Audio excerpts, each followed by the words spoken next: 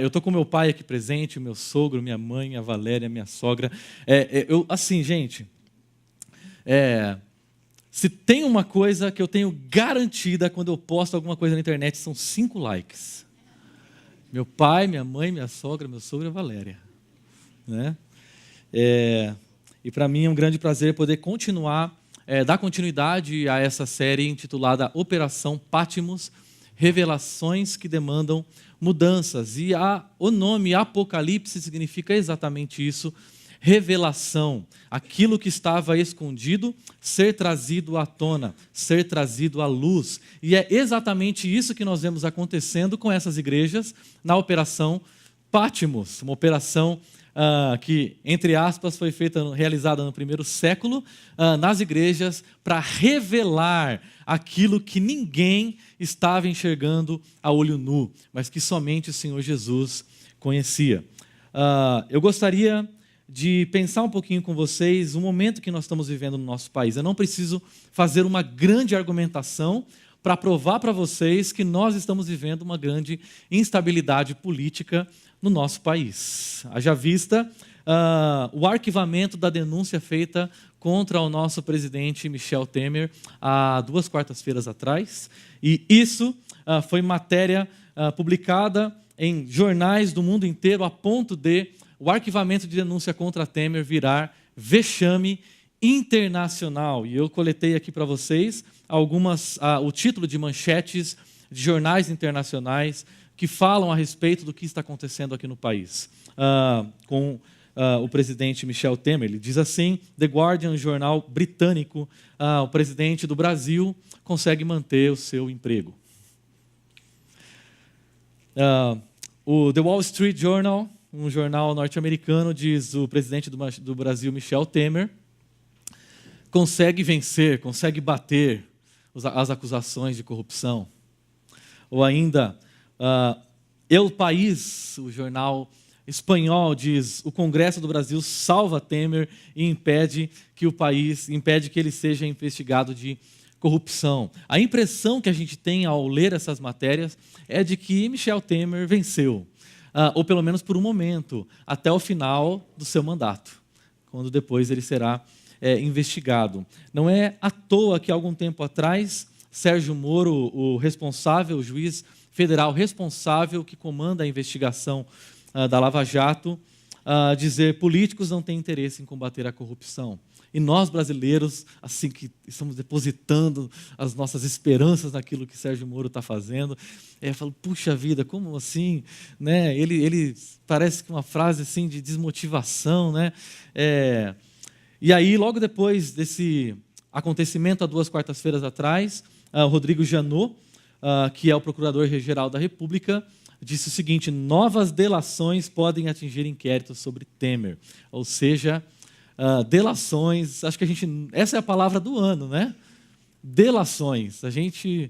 Quando um político escapa de uma acusação, tem outras delações aguardando ele por aí, né? E nós estamos fazendo uma analogia ao que nós estamos vivendo no nosso país com essa operação Patmos, uma operação que investigou políticos do nosso país e apreendeu mais ou menos cerca de 2 milhões de reais. Então, é como se nós estivéssemos analisando, estudando essas igrejas do primeiro século e elas estivessem sofrendo investigações, delações premiadas e revelações bombásticas. Quem esteve aqui na semana passada e acompanhou a nossa mensagem sabe o que aconteceu com a igreja de Sardes quando Jesus a visitou. E hoje eu gostaria de conversar com vocês a respeito do que João, ali na ilha de Patmos, continua dizendo às igrejas. E agora ele se dirige à 6ª igreja, a igreja que se reúne na cidade de Filadélfia. A cidade de Filadélfia. E é interessante notar, tem 3 coisas que eu não poderia deixar de mencionar a respeito da cidade de Filadélfia, para que a gente tenha compreensão do que Jesus está dizendo para essa igreja. A primeira coisa: essa cidade tem um codinome, ela tem um apelido, a Porta para o Leste, porque essa cidade, se você quisesse fazer transações comerciais, se você fizesse parte do exército, se você quisesse expandir a cultura helênica, você necessariamente deveria passar por uma rota comercial e militar que passa pela cidade de Filadélfia. Essa cidade está estrategicamente localizada e é justamente essas rotas comerciais e políticas que Roma construiu para se manter no poder, é o que garantiu que o evangelho, no tempo em que ele chegou no primeiro século, pudesse expandir com naturalidade e força. Porque Deus usou essas estradas e rotas que Roma havia construído para se manter no poder, para expandir o evangelho, de maneira que o apóstolo Paulo e vários outros evangelistas do primeiro século pudessem se utilizar dessas rotas e expandir o evangelho, expandir o que Jesus fez por nós em sua vida, morte e ressurreição. E a Porta para o Leste, ou Filadélfia, era uma das rotas estratégicas para que isso acontecesse. Esse é um dado muito importante para a gente poder estudar a carta de Jesus a Filadélfia. Segundo dado importante, Filadélfia se localizava em uma região vulcânica. E se localizar em uma região vulcânica trouxe uma boa notícia para quem mora em Filadélfia e uma má notícia para quem mora em Filadélfia. A boa notícia é que eles tinham terras muito férteis. Eles poderiam plantar, eles eram especialistas em uva e uva dava muito certo. Então a economia era extremamente agrícola e sobrevivia a partir do plantio e da colheita e da comercialização de uva que era plantada nessa cidade de Filadélfia. A má notícia é que morar numa região vulcânica não deve ser fácil. Eles não tinham erupções nesses vulcões que ficavam nessa região, mas eles tinham abalos sísmicos. Então, instabilidade era uma palavra muito comum para quem morava em Filadélfia. Para você ter uma base, quase todos os dias, uma nova fissura aparecia nos muros de Filadélfia. E no ano de 17 depois de Cristo, Filadélfia e as cidades da região foram quase devastadas por um grande terremoto que houve naquela cidade. No ano de 17, Filadélfia quase desapareceu do mapa por conta de um abalo sísmico que ela sofreu, de grande proporção. É aí que entra um salvador da pátria, um quase Sérgio Moro, porque o que ele faz? Ele, Tibério César, o imperador, intervém. E ele se aproxima de Filadélfia, ele isenta a Filadélfia por 5 anos de tributos que eles deveriam dar a Roma. E além disso, ele envia uma comissão senatorial à cidade para que ela pudesse investigar os danos causados e para que ela pudesse receber ajuda do próprio imperador para se reconstruir. O que acontece com isso? Ela começa a criar laços fraternos com o imperador e com os políticos romanos. Tibério César é homenageado por Filadélfia. A cidade, inclusive, troca o seu nome de Filadélfia para Filadélfia Neocesareia, em homenagem ao César, ao imperador, ao Tibério César. Dados essa relação fraternal, o próprio Flaviano Vespasiano, quando assume, ele mantém essa relação boa com Filadélfia, e é por isso que, mais uma vez, eles têm o nome da cidade trocado para Flávia de Filadélfia. Essa era uma cidade que trocava de nome a cada troca de imperador. Eles tinham apelidos, eles tinham diversos nomes. Eles nem sabiam como se intitular, eles não sabiam como se chamar, porque eles trocavam de nome o tempo todo. E é interessante porque eles tinham cultos, eles eram muito adoradores dos deuses, especialmente do imperador. Então, isso acontecia de tal modo que vários templos havia naquela cidade, que ela era apelidada também de a Pequena Atenas, de tantos templos que havia naquela cidade. O problema é que a história não para por aí.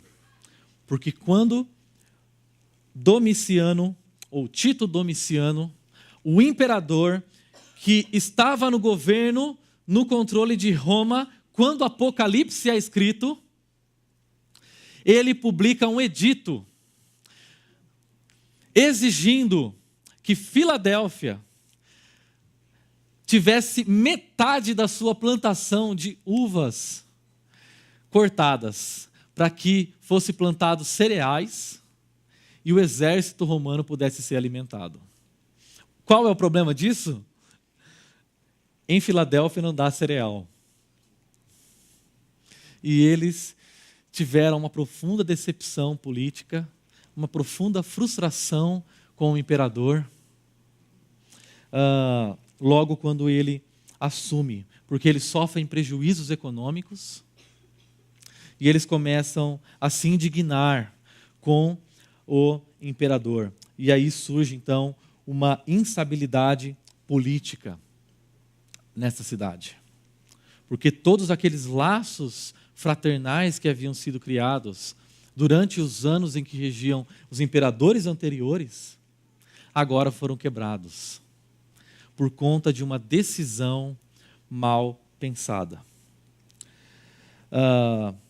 Instabilidade política não é uma coisa nova. E Filadélfia, uma cidade que sofria diversos abalos sísmicos, uma cidade que estava sofrendo prejuízos econômicos, uma cidade que para você construir a sua casa, você já deveria construir pensando nos terremotos que ela iria enfrentar. E que muita gente se movia para os campos ou se movia para outras cidades, e com isso o PIB, a cidade perdia seus habitantes e comercialização dentro dela, de modo que ela era grandemente usada simplesmente para transações comerciais. E fragilidade é uma das palavras que a igreja de Filadélfia sentia. E é por isso que a mensagem de Jesus gira em torno dessa expressão: fragilidade fiel. Porque Filadélfia se sente profundamente frágil diante de um império, diante de um governo, diante de perseguições. E Jesus quer falar com essa igreja. Se você hoje veio aqui e você está se sentindo frágil, e você se sente impotente, você se sente incapaz, você se sente distante, você se sente mal, você vem à igreja e pensa, essas pessoas me veem bem, mas por dentro eu estou mal. Essa mensagem é para você. Mas se você não se sente assim, essa mensagem vai servir como um tapa na cara. Porque quando a gente não escuta nenhuma denúncia, depois de escutar a mensagem da semana passada, que só tinha denúncia, nós recebemos só elogios nessa igreja. Você fala, meu Deus do céu, quem eu sou? Eu sou um verme. E se você sair daqui com esse sentimento, eu vou atingir meu objetivo. Início da carta, ele diz assim: ao anjo da igreja em Filadélfia, escreva: estas são as palavras daquele que é santo e verdadeiro, que tem a chave de Davi. Daqui a pouco eu vou explicar isso. O que ele abre, ninguém pode fechar, e o que ele fecha, ninguém pode abrir. Jesus está se revelando à igreja de Filadélfia como verdadeiro rei, acima dos falsos, desleais governantes que ela conhecia. A primeira expressão que Jesus usa para se descrever aqui nessa carta é a expressão santo. E santo era um nome que Deus era adorado no Antigo Testamento. Quando nós lemos Isaías 40, que foi o que nós fizemos durante toda a liturgia aqui. Isaías 40, o Senhor que toma as águas do planeta na concha das suas mãos, aquele que estabelece os fundamentos da terra, aquele que chama as estrelas cada uma pelo nome e elas vão aparecendo no céu, incontáveis. Ele é o santo. Quando nós lemos essa carta, nós nos deparamos que esse santo que nós vemos sendo revelado no Antigo Testamento é nada mais, nada menos do que o próprio Jesus, aquele que nós adoramos nessa noite. Santo, santo, santo. Digno de toda honra, digno de toda glória. E o que é impressionante é que santo era um nome, um apelido utilizado nas adorações a César. César era considerado santo nas adorações dos templos. E quando Jesus se revela como santo, ele está dizendo: nenhum César que você depositou suas confianças, suas esperanças, nenhum César é superior a mim. Eu sou aquele que detém a autoridade e o poder sobre o mundo. O que acontece com você não depende de políticos engravatados, depende de Jesus. Ele detém o poder da história. Ele detém o poder da sua vida. Não existe nada que aconteça com você que não seja permissão dele. Nada foge do controle dele. Ele é o santo.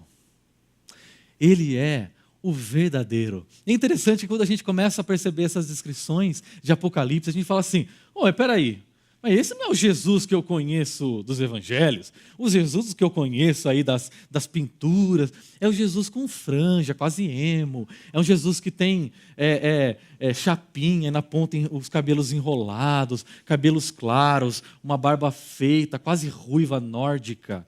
Um Jesus assim, ele só falta dar um machado na mão dele e chamar ele de Odin. Sim, é um Jesus todo diferente, ou se não um Jesus todo brisado, vegano, hippie. A gente imagina assim, que esse Jesus que a gente conhece no imaginário popular, ele saía pelas ruas, abraçava as pessoas e começava a cantar Imagine all the people. E quando a gente se depara com descrições assim, santo, verdadeiro, e que Jesus é esse que eu nunca ouvi falar? Esse é o mesmo Jesus dos evangelhos, porque se você frequentou um grupo pequeno essa semana, você deve ter se deparado com Jesus dizendo hipócritas. Gente, você se virar para os líderes religiosos, em quem todo o povo tem admiração, e olhar nos olhos deles e dizer, hipócritas.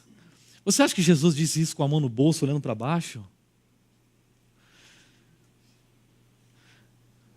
A voz de Jesus era contundente, era forte, era poderosa. Ele é verdadeiro, ele conhece o que ninguém conhece. Ele enxergava o que estava por trás das máscaras dos líderes religiosos.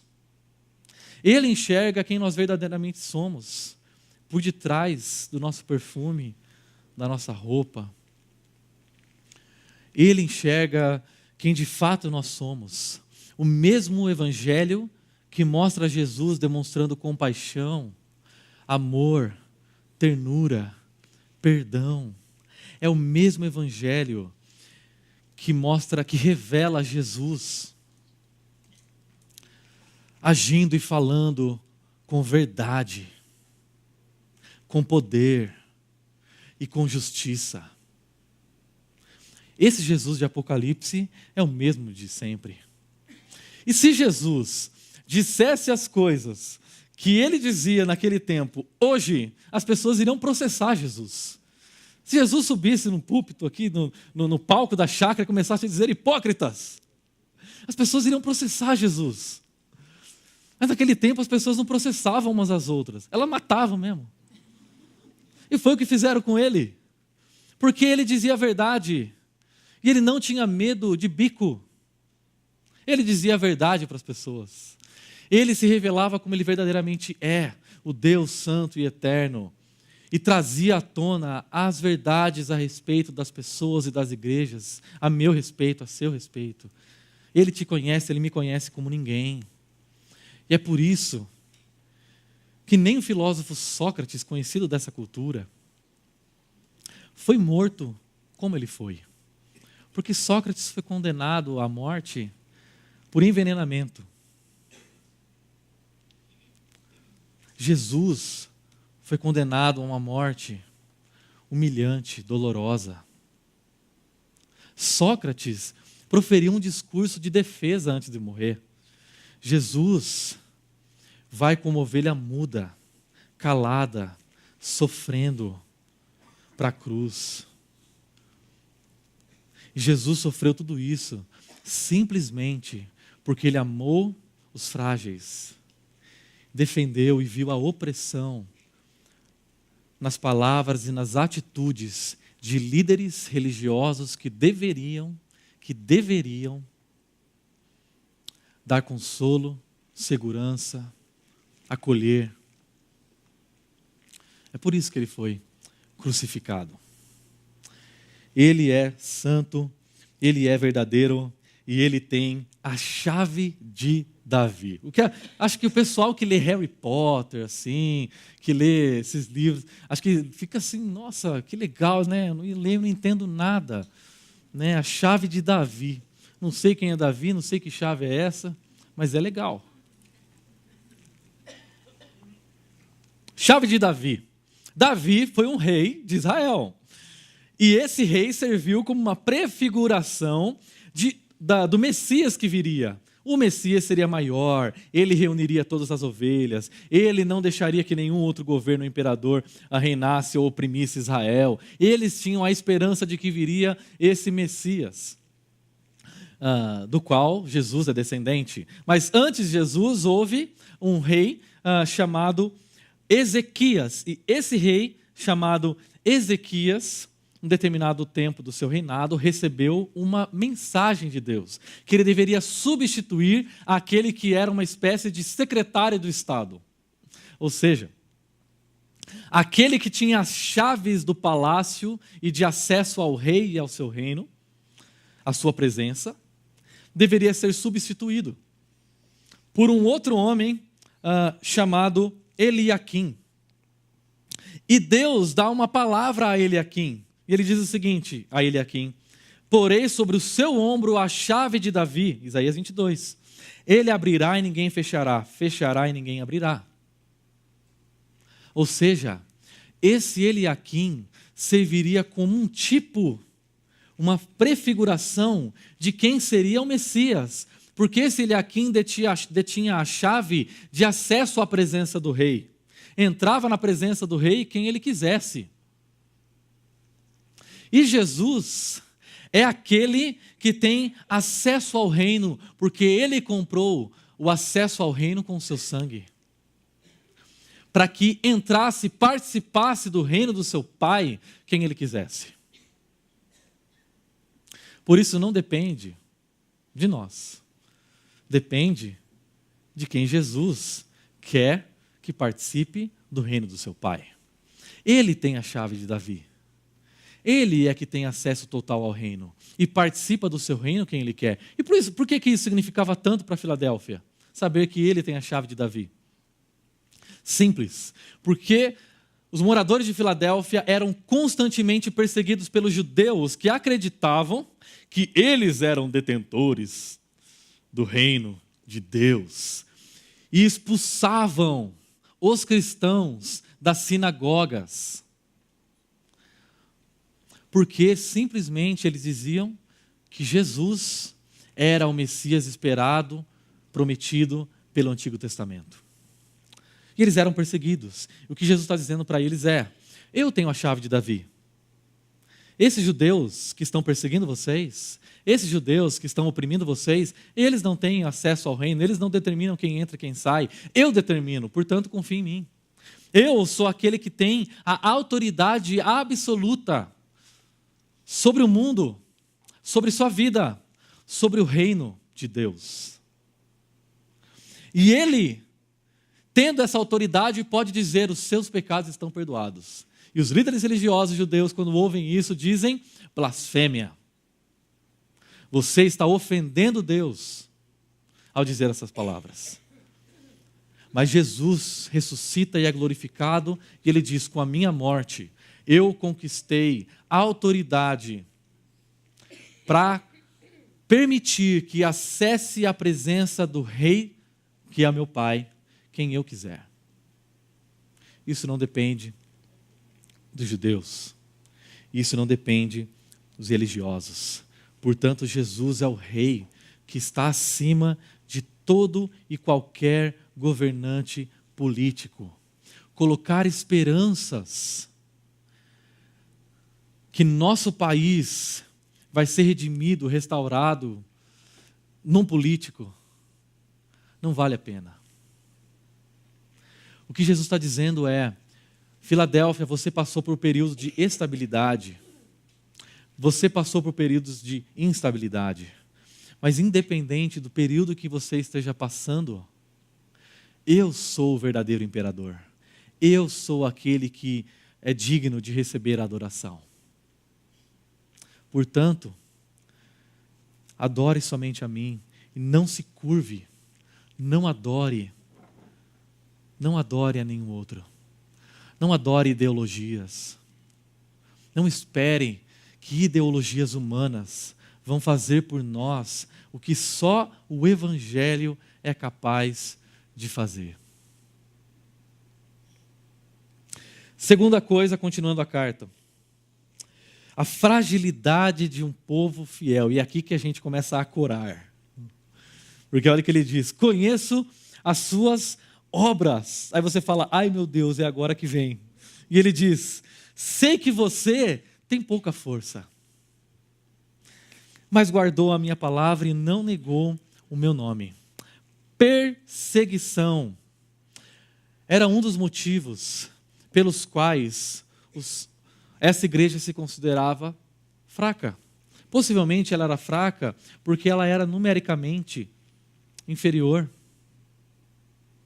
Ela era pequena. Ela não tinha muitos membros.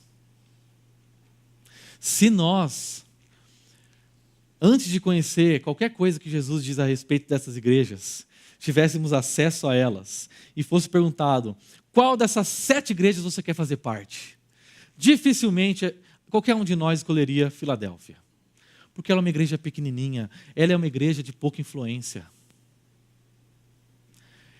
Ela é uma igreja que o que ela faz ou deixa de fazer, ninguém nem sabe. Assim, quem que curtia o que o pastor da igreja postava? Era o pai, a mãe, a sogra, o sogro e a mulher. Eu já vi isso em algum lugar. Era uma igreja que sofria perseguição, e quando a gente ouve perseguição no primeiro século, nós estamos falando de 2 tipos de perseguição. Perseguição política pelos romanos que declaravam que você só devia adorar César, e perseguição religiosa dos judeus que diziam: você não pode dizer que Jesus é o Messias. Eles sofriam 2 tipos de perseguição: perseguição política, perseguição religiosa. E o que significa sofrer esse tipo de perseguição política? Significava que no momento de encontro de adoração e reflexão que eles estavam tendo, a qualquer momento, alguns soldados romanos poderiam entrar, parar a mensagem, falar: todo mundo coloca de joelho, quem aqui adora a esse Jesus? Quem é o Kyrios? Quem é o Senhor? Jesus ou César? E se você dissesse Jesus, você corria o risco de ser torturado, humilhado, morto. E isso fazia parte da rotina deles. Entende por que eles se sentem frágeis? Eles são poucos, eles não são influentes, eles sofrem perseguição política. Quem é o verdadeiro Senhor? E eles pensavam: eu acabei de ouvir uma mensagem que dizia: Jesus é o Senhor. Ele é o único santo. Como que eu posso dizer que esse César é o santo? A nossa redenção não depende dele. E ele se via num jogo. Quem é o verdadeiro Senhor? Quem é o verdadeiro rei da minha história? Quem é o verdadeiro dono da história nacional, internacional? Mas ele diz, você guardou a minha palavra. E até então eu falei, guardou a minha palavra, não negou meu nome. O que isso significa? Mais para frente, no versículo 10, ele diz assim, visto que você guardou a minha palavra de exortação à perseverança, aí eu entendi que ele estava dizendo, qual palavra é essa? Uma palavra de perseverança, você perseverou. E a palavra perseverança é uma junção de duas palavras no grego, hipo e moné. Hipomoné, perseverança em grego. Pronto, você já sabe falar uma palavra em grego. Hipomoné. E essa palavra, hipo, era uma preposição que significava abaixo. E ela tem uma função aqui. Eu vou explicar daqui a pouco. Moné significava permanência, residência. Ele poderia dizer assim, você guardou a minha palavra de exortação a moné, de residir, de permanecer. Mas essa expressão hipo enfatiza o fato deles permanecerem mesmo diante de perseguições. É como se houvesse uma coluna de algum templo, de algum santuário, de algum edifício que sofresse abalos e tudo desmoronasse e ela permanecesse, mesmo diante dos abalos da instabilidade. É como se ela fosse uma árvore que tivesse raízes profundas. E mesmo diante do vento, e mesmo diante da tempestade, ela permanecesse. Isso significa perseverança. Isso significa persistência. Mesmo diante da perseguição, mesmo diante do sofrimento, mesmo diante das dores, mesmo nos vendo como frágeis. Você perseverou, você se manteve, mesmo quando todos eram contra você, mesmo diante de tentações internas, mesmo diante de dificuldades, você perseverou. E você não negou o meu nome. E o que isso significa?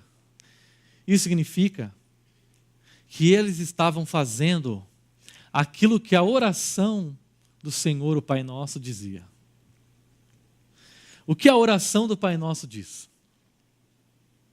Santificado seja o teu nome.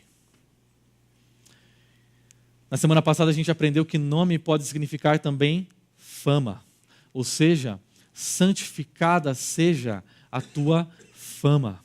Vocês, cristãos, têm se comportado de tal maneira que a minha fama no mundo permanece como uma fama de santo e verdadeiro.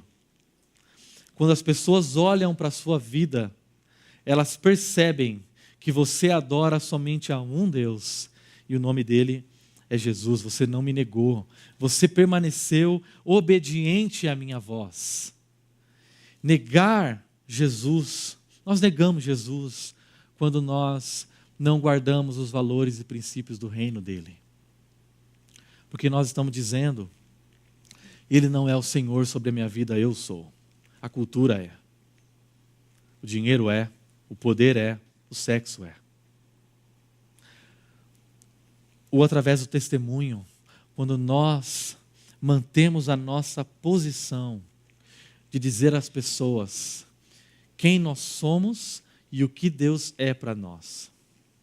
O que Ele fez por nós naquela cruz. Eu trabalhei no Corpo de Bombeiros em Araraquara durante 2 anos. E enquanto eu trabalhei no Corpo de Bombeiros, vocês devem saber, o Corpo de Bombeiros é uma instituição militar. E instituições militares ainda são rígidas, com hierarquias muito rígidas, com observações e tudo muito rígido. E eu, no Corpo de Bombeiros, era assim, eu não consigo pensar assim, algo pequeno. uma partícula subatômica. Eu era ameba. Eu era nada, eu era formiga. Assim, eu estou com vontade de xingar alguém hoje. Vem aqui, Everton. Eu era nada lá, eu era nada. E eu trabalhava com os grandes. Eu trabalhava com os tenentes, com os capitães, eu trabalhava com os comandantes do quartel. Então eu sempre estava lidando com eles. E todos os sargentos, todos os cabos, todos os soldados, todos os oficiais obedeciam ao comandante. E eu trabalhava junto com ele. E as pessoas diziam, você trabalha perto do homem? Eu trabalho perto do homem. Aí o telefone tocava e eu tinha que atender. E eu tinha que chegar na sala do homem, bater na porta e dizer, senhor, com licença, tem um chamado, telefonema para o senhor. E um belo dia, ele resolveu dizer, fala para ele que eu não estou. Tenho certeza que isso já aconteceu com você. Fala para ele que eu não estou. Aí eu falei, meu Deus do céu, e agora? Aí eu pensei, mas você está. E aí assim, eu falei, e agora? Eu falei, saltou da minha boca assim, eu não vou falar. E aí ele se levantou da cadeira onde ele estava sentado, tinha 2 oficiais assim, e aí ele se levantou, e aí sabe aquelas botas de bombeiro? Assim, que só de você pôr assim, já se sente um espartano assim? Ele pegou assim uma daquelas assim, veio na minha direção. Aí ele parou diante de mim e falou, o que você disse? Eu já estava molhado nessa hora, assim. Eu já nem sabia mais o que eu tinha dito. Aí o outro oficial disse, ele falou que não vai mentir. E ele falou que não vai mentir porque ele é religioso. Religioso. Crer que Jesus detém o poder, a autoridade sobre a história, ser religioso. As pessoas podem chamar como elas quiserem. E aí, eu comecei a ser zombado por causa disso. Tudo que acontecer, fala para ele não mente. Fala para ele não mente. E quando terminou a minha estadia lá, eles foram fazer uma homenagem para mim quando eu ia sair, uma despedida. Foi uma despedida bonita, tal. E aí o oficial falou assim, ó, eu quero que cada um aqui diga algumas palavras para ele antes dele ir embora. E aí um por um começou a falar. Quando chegou a vez daquele comandante, ele começou a chorar. Não, vocês não estão entendendo. Eu estou falando que um oficial de farda, bigodudo, na frente do quartel, começou a chorar com a despedida de um soldado. Está entendendo? E ele disse, quando você fez isso, eu percebi que ainda existe uma reserva de moral e de verdade no nosso país, na nossa cidade. Ele falou, o que você tem a dizer? E foi-me aberta uma porta para que eu dissesse que aquilo que eu estava fazendo não era por mim. Porque eu não sou uma reserva de moral e ética. Eu não sou isso. E eu disse, é Jesus. Eu queria dizer para vocês que estão aqui hoje, que qualquer coisa que eu tenha feito de bom aqui, foi Jesus. Qualquer coisa que eu fiz de ruim aqui, fui eu. Qualquer coisa que eu fiz de bom aqui, foi Jesus que fez. E eu só faço porque Ele transformou a minha vida. E eu acredito que Ele quer transformar a de vocês também. Você imagina ter uma porta, uma oportunidade para fazer isso? É exatamente isso que aconteceu com a igreja de Filadélfia. Porque o que Jesus diz é, eis que coloquei diante de você uma porta que ninguém pode fechar. Eis que eu coloquei diante de você uma oportunidade para que essa sua esse seu frágil testemunho possa colaborar para o avanço do reino, para que o meu nome, que é santo e verdadeiro, seja santificado no meio das pessoas, para que a minha fama seja conhecida através da sua fragilidade. O reino de Deus não avança por causa dos nossos recursos influência, estratégias, dinheiro, performance, capacidade, nada.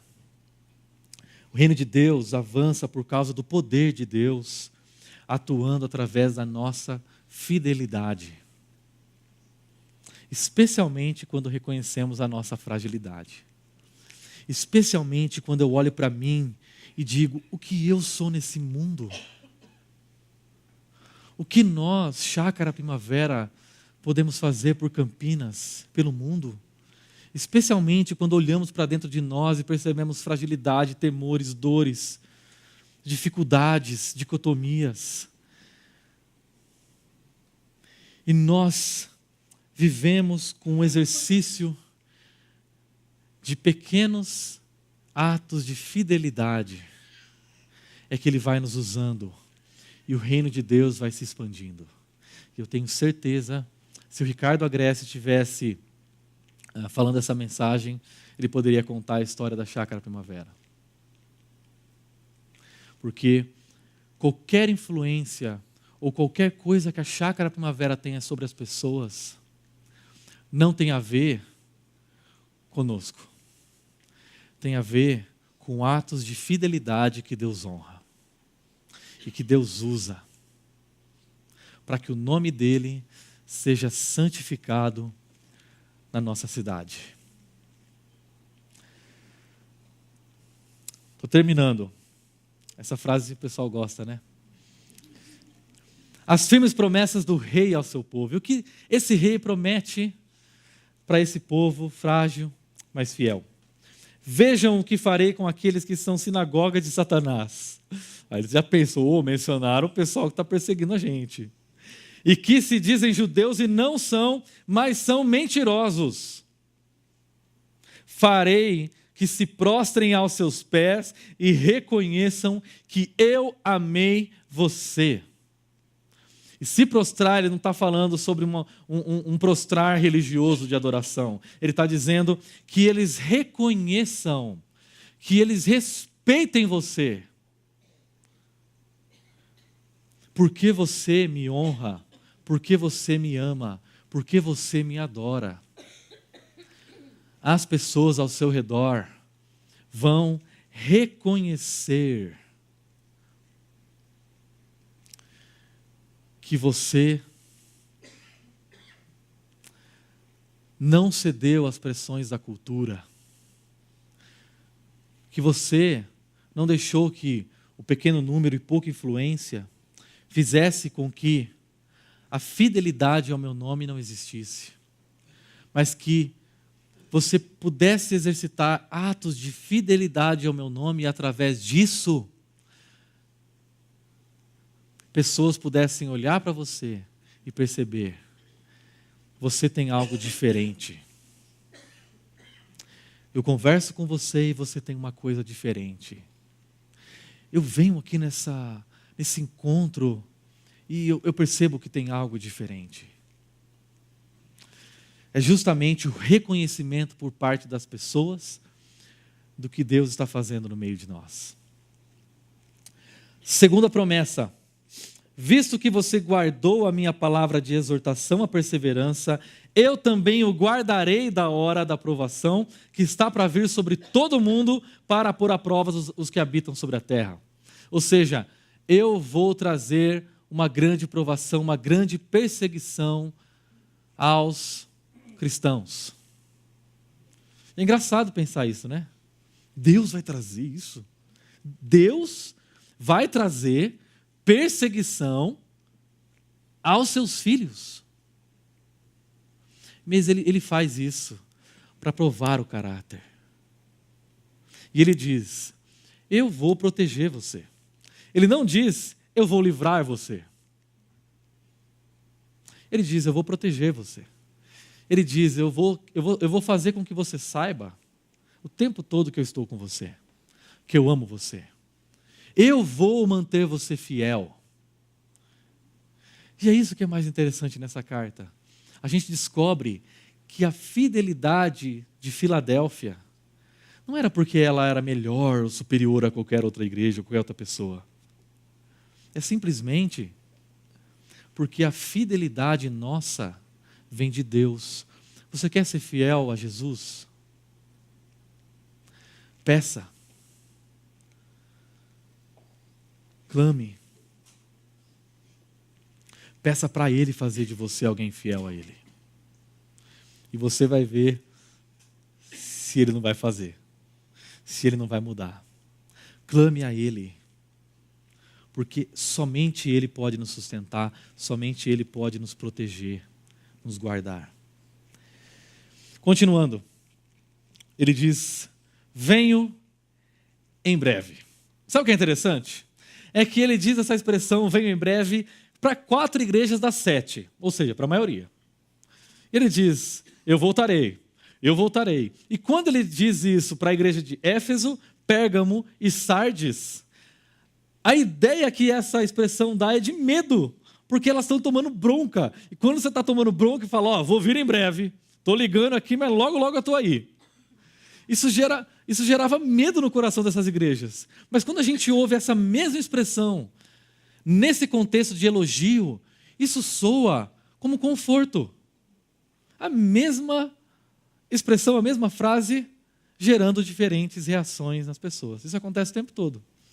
Imagina, uma mulher que chega na sala, o pai está lá, fazendo, sabe, a atividade paterna, né? E a criançada brincando na sala. Aí a mulher entra e diz, amanhã é Natal. A criança faz uma festa. O pai pensa, eu não comprei presente. Meu Deus, lascou. Ou se não, se eu digo assim, olha, o Corinthians vai ser campeão do Brasileirão. Todos os pecadores dessa sala vão vibrar e falar, Senhor, é isso. Todos os sensatos vão dizer assim, até quando, Senhor, a maldade vai prosperar? A mesma frase, diferentes reações. Quando você ouve, venham em breve, o que passa no seu coração? Quando você ouve, eu vou voltar. Você é como aquelas pessoas que, ao ler Apocalipse, teme? Tem medo? Ou você é como aqueles que se sentem confortados por saber que a corrupção, o mal, a maldade, as revelações bombásticas, tudo que a gente está passando, a minha maldade, essa opressão, esse mundo tenebroso que a gente vive vai acabar. Você é confortado por essas palavras? Venho em breve. Porque Apocalipse trabalha com 2 lados. Quando as pessoas olhavam para o mundo, elas viam a igreja sendo derrotada e o Império Romano vencendo.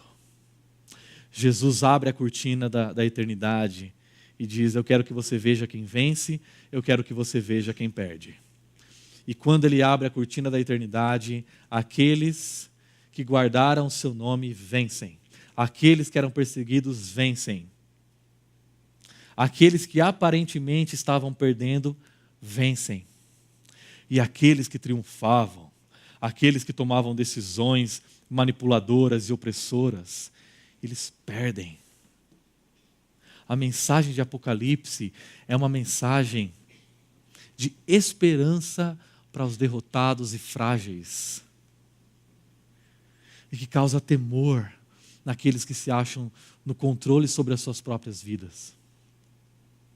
Por isso, ele promete, eu vou voltar. Continuando. Retenha o que você tem para que ninguém tome a sua coroa. Farei de você, do vencedor, uma coluna no santuário do meu Deus, e dali ele jamais sairá. E quando a gente pensa em coroa, a gente pensa logo num rei usando uma coroa, a gente vai chegar no céu, a gente vai ganhar uma coroa, e aqueles que foram mais fiéis, eles vão ganhar várias pedras preciosas nas suas coroas. Né? Você nunca ouviu isso? Várias pedras preciosas. Aí você obedece a Jesus, aí o pessoal fala, olha, mais uma pedrinha para a sua coroa. Mas o que ele está dizendo aqui não é isso. Essa coroa é uma coroa de louros, para aquele que vence uma corrida, para aquele que persevera, para aquele que permanece, para aquele que se mantém em lealdade e fidelidade. E ele diz, eu vou dar para você estabilidade. Eu vou fazer de você uma coluna. E quando você olha para as ruínas do mundo antigo, o que você vê? Tudo desmoronado e colunas de pé. Estabilidade. O que ele está dizendo é, olha, quando tudo desmoronar, quando as cortinas da história se fecharem, você vai permanecer. Essa instabilidade política, essa instabilidade geográfica e toda essa instabilidade que você vive, você vai permanecer quando tudo isso acabar. Porque eu sou aquele que dá estabilidade para você. Eu sou aquele que mantém você fiel a mim. Eu sou aquele que guarda você. Eu sou aquele que protege você. A sua segurança depende de mim. Não corra atrás da sua segurança como se isso fosse a única coisa que importasse. Porque Deus é quem nos protege. Deus é quem nos guarda. Deus é quem nos manterá estáveis. E agora ele fecha com 3 repetições da expressão nome. Ele diz, escreverei nele o nome do meu Deus. E carregar o nome de alguém é ser filho de alguém. Ele está dizendo, você será o meu filho para sempre. Você vai se parecer comigo. Você vai viver comigo. Eu vou ser o seu Deus para sempre e você vai ser o meu filho para sempre. A nossa paternidade com Deus está assegurada por Ele. E não há nada que a gente faça ou deixe de fazer que vai fazer com que Deus deixe de ser o nosso Pai e com que nós deixemos de ser os seus filhos. Ele é o nosso Pai. Nós teremos em nós escritos o nome de Deus. Uma tatuagem. Aí o pessoal gosta, né? Tatuagem. E o nome da cidade do meu Deus eu também vou escrever, a Nova Jerusalém que desce do céu da parte de Deus. E quando você se lembra, lá do começo, quando a gente começou, os vários nomes que Filadélfia recebia, ele está dizendo, olha, você não precisa confiar no momento político que você está vivendo. Não precisa. Porque a sua cidadania não é daqui. A sua cidadania está guardada nos céus. Não dependa do que acontece nesse mundo para ter a sua satisfação, alegria. Por quê? Porque a nossa cidadania está assegurada nos céus. Nós somos cidadãos do reino dos céus. A nossa cidadania está reservada e guardada nos céus, de onde esperamos o retorno do nosso Senhor e Salvador, Jesus Cristo. E por último, e também escreverei nele o meu novo nome. 3 tatuagens. Olha que coisa boa. O meu novo nome vai estar gravado nele. Nós não sabemos que nome é esse, mas é um novo nome. E isso significa uma coisa importante: a nossa identidade está guardada com Ele. A sua identidade está guardada com Ele. Aquilo que te define,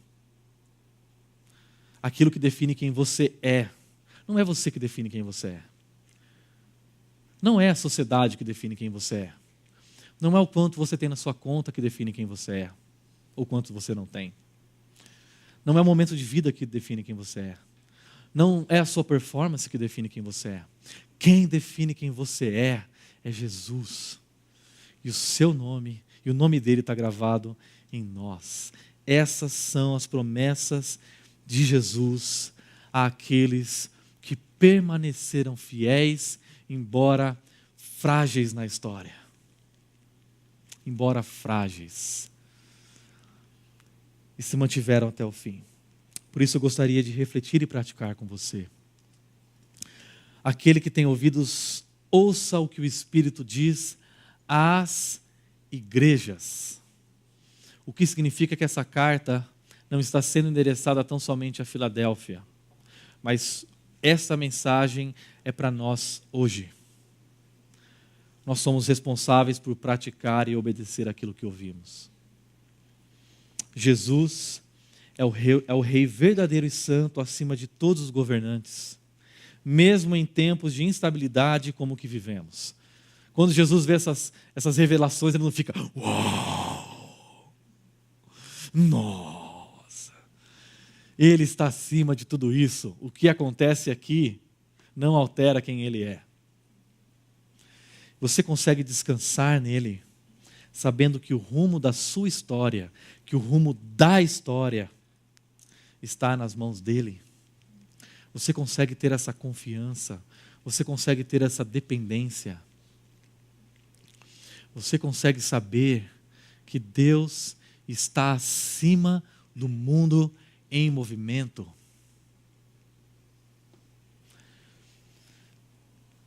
Você crê e é fortalecido por essas promessas de Jesus? Se você reparou, nós temos 7 promessas que Deus faz a essa igreja.